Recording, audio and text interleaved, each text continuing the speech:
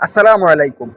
Politics তো এমনই হওয়া উচিত যে পলিটিক্সে থাকবে একে অপরের প্রতি শ্রদ্ধা, সম্মান, ভালোবাসা সব মিলিয়ে হবে আমাদের ঐক্য। আর সেই ঐক্য হচ্ছে আমাদের দেশের শক্তি, আমাদের দেশের শৃঙ্খলা, আমাদের পলিটিক্যাল যারা নেতা আছে তাদের একটা সুন্দর ঐক্য।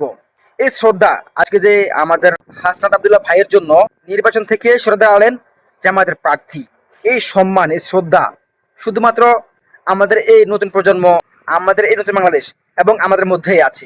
আর এদের মধ্যে সব সময় নৈতিকতা, আদর্শবান, ভদ্র, নম্র, আমলদার এবং সবচেয়ে শিক্ষিত মার্জিত লোক হচ্ছে জামায়াত ইসলামীর এবং বাংলাদেশ ইসলামী ছাত্র শিবিরের মধ্যে। এরা সব সময় নৈতিকতা, আদর্শ, ভদ্রতা সব সময় এরা এগিয়ে থাকে।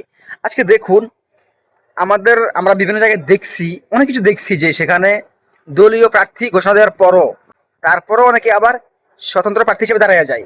কিন্তু জামাত ইসলামের যারা প্রার্থী হয়েছে তারা উল্টো আমাদের যে জুলাই যোদ্ধা আছে, যারা নেতা আছে, যেমন হাসনাত, সার্জিস, নাহিদ, আসিফ, নাসির পাটোয়ারি, এদেরকে পদ ছেড়ে দিয়ে জামাত ইসলামের যেই প্রার্থী সে নিজে তার ভোট করবে।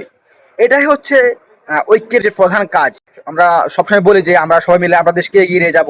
সেটা কিভাবে, সেটা আজকে আমাদের এই নেতারা প্রমাণ করছে যে এইভাবে। কিন্তু দেশকে যে কারা ভালোবাসে সেটা আজকে প্রমাণ হয়েছে। আমি এই জন্যই বলি, জামাত ইসলামের নেতাকর্মীরা, ছাত্র শিবিরের নেতাকর্মীরা সব সময় নৈতিকতা, শিক্ষা, বিবেক, চরিত্র, মানে সব দিক থেকে এরা সব সময় সবার ঊর্ধ্বে থাকে।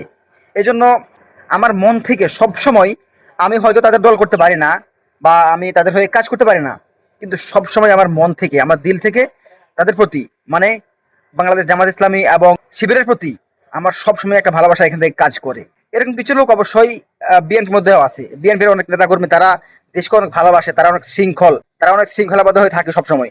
তো সেজন্য যারা দেশকে ভালোবাসে, যারা শৃঙ্খলাবদ্ধ হয়ে থাকে, যারা ঐক্য ধরে রাখে, সে হাসাদ হোক, সে সাদেশ হোক, সে জামাতের কেউ হোক, কিংবা সে বিএনপির কেউ হোক, কিংবা সে অন্য কোনো দলের হোক, যারা ঐক্যবদ্ধ, যারা শৃঙ্খলাবদ্ধ থাকে, তাদের প্রতি সবসময় আমার ভালোবাসা এবং সাপোর্ট থাকবে ইনশাআল্লাহ।